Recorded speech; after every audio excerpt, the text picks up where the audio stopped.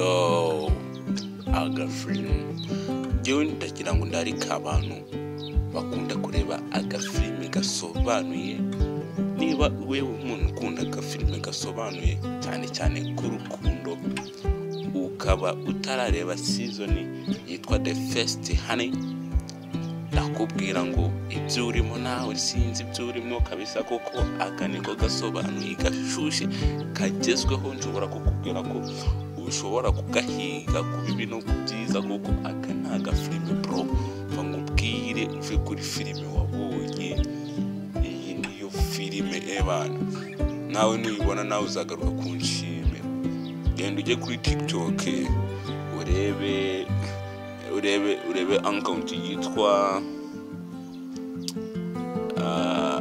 Dream Boy. Uwo muntu aguha location neza filime ukayigeraho nta makemwa n'amafaranga wishyuye ibintu byo kujya ku bantu babiba babateka mutwe babajura. We nta ikindi kintu agusaba.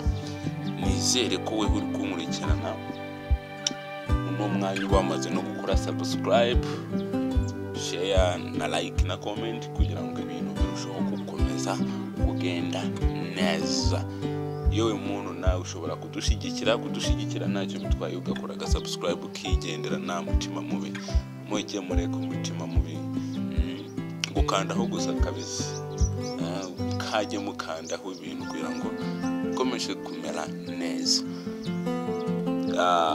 Ku bantu bakunda agafilime gasobanuye, mugende mureba uwitwa Dream Boy kuri TikTok account, araza kubaha location neza y'aho filime iri kandi muyigereho muyibone. Ni season nziza cyane rero kabisa, kuburyo nawe uze kuyikunda. Ku bantu bakunda gasobanuye The First Honey, iranyanyuye, iraregeye kabisa. Mugereho muyirebe, munakore subscribe. Usabye nanjye hano kuri Salomon, nawe musige mumureka subscribe akarayiti, kugira ngo ibintu bikomeze kurushaho kugenda neza. Nimba nta mutima mubi, mujye mugabanya umutima mubi. Sawa rero, reka